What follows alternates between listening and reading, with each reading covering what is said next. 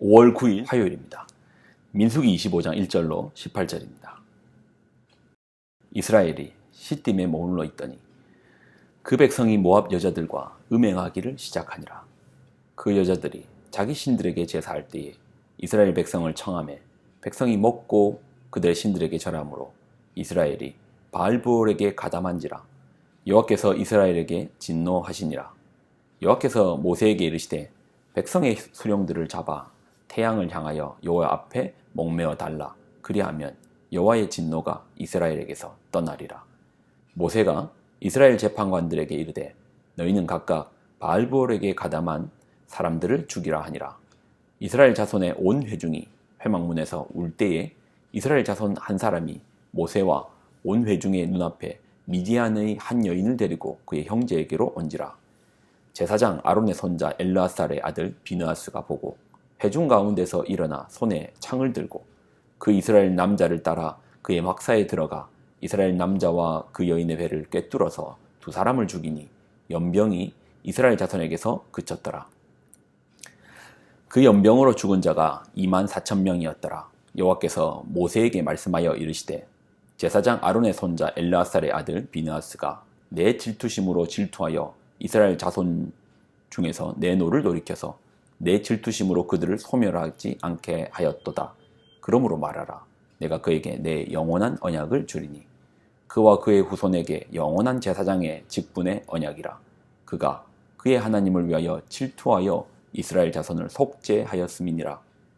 죽임을 당한 이스라엘 남자 곧 미디안 여인과 함께 죽임을 당한 자의 이름은 시므리니 살루의 아들이요 시므온인의 조상의 가문 중 한 지도자이며 죽임을 당한 미디안 여인의 이름은 고스비이니 수르의 딸이라. 수르는 미디안 백성의 한 조상의 가문의 수령이었더라.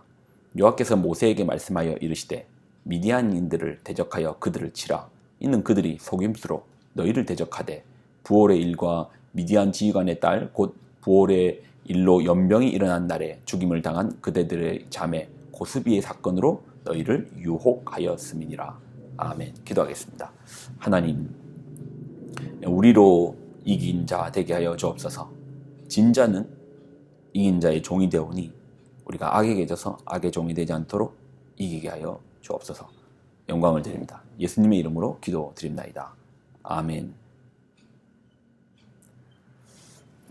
민수기 22, 23, 24장은 발람의 저주 사건입니다. 모압의 왕이었던 발락이 이스라엘을 보고 두려운 나머지 발람 제사장을 불러서 이스라엘을 저주하려고 했죠. 그러나 하나님은 이 발람에게 가지도 말고 저주하지도 말라 합니다.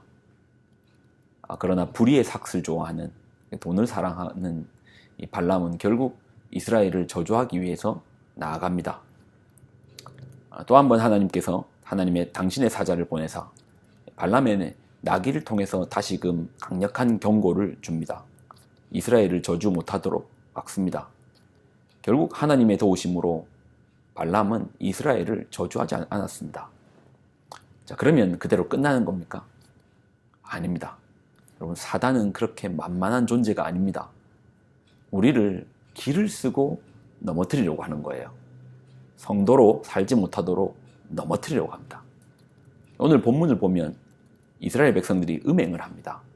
그리고 음행으로 끝나지 않고 우상 숭배가 시작됩니다.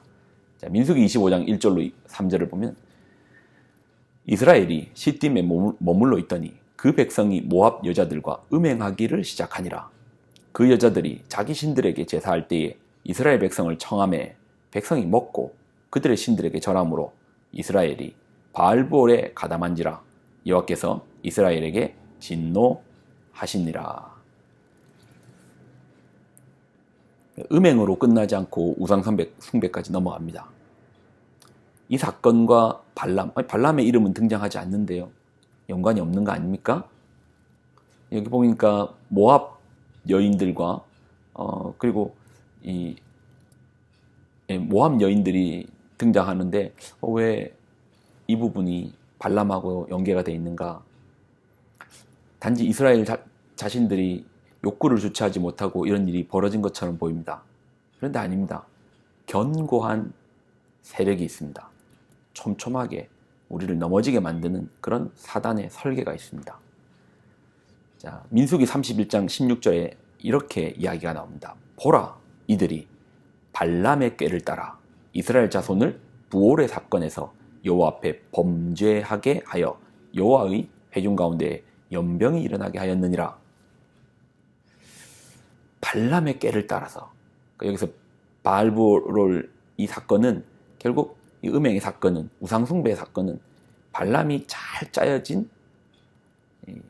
계략을 준 겁니다. 발락 왕에게 준 겁니다.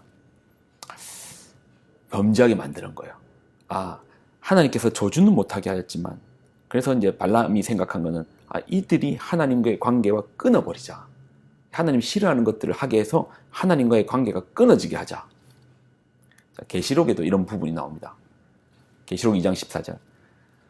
그러나 내게 두어 가지 책망할 것이 있나니 거기 내게 발람의 교훈을 지키는 자들이 있도다. 발람이 발락을 가르쳐 이스라엘 자손 앞에 걸림돌을 놓아 우상의 제물을 먹게 하였고 또 행음하게 하였느니라. 결국 이제 바알보올의 사건이, 이 음행의 사건이 누구의 꾀에서, 누구의 머리에서 나왔다라는 겁니까? 발람의 머리에서 나왔습니다. 발람은 하나님을 압니다. 그러니 하나님께서 뭘 싫어하는지, 하나님께서 무엇을 극도로 싫어하는지를 알아요. 하나님과 이스라엘의 관계를 끊어지게 만들기 하기 위해서 모압 왕 발락에게 이런 음행과 우상 숭배를 빠지게끔 만드는 그런 계략을 가르쳐 준 것입니다. 여기서 우리가 한번 생각해 볼 것이 있습니다. 사단은요, 우리의 약점이 뭔지를 너무 잘 알아요. 우리가 어떻게 하면 넘어지는가를 너무 잘 알아요. 잘 신앙생활을 하다가도 어느 순간에 넘어져 있습니다. 사단은요, 우리가 어디에 넘어지는지를 잘 알아요. 우리가 어디에 그렇게 잘 넘어집니까? 우리의 아킬레스건이 뭡니까? 우리의 약점이 뭡니까? 간단합니다. 우리가 하나님보다 더 사랑하는 것이 우리의 약점입니다. 하나님보다 돈을 사랑합니까?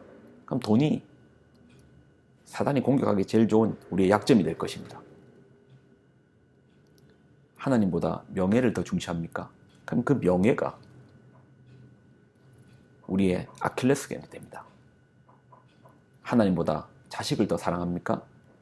자식도 사단의 통로가 될 수 있습니다. 그러니 우리의 연약함, 우리의 무너짐, 우리의 아킬레스건, 우리의 약점, 사단이 우리를 치려고 하는 그 연약한 부분은 결국 하나님보다 우리가 더 사랑하는 것들이 우리의 약점이죠. 그래서 우리는 온 마음과 뜻과 정성을 다하여 하나님을 사랑하여야 합니다. 하나님을 사랑하는 길이 결국은 사단의 견고한 진에 빠지지 않는 길입니다. 최고의 방법이죠. 여러분, 무엇이 우리 안에 연약함입니까? 한번 생각해 보십시오. 내가 하나님보다 더 사랑하는 게 뭐지? 내가 하나님보다 이러한 것들을 더 사랑하는구나.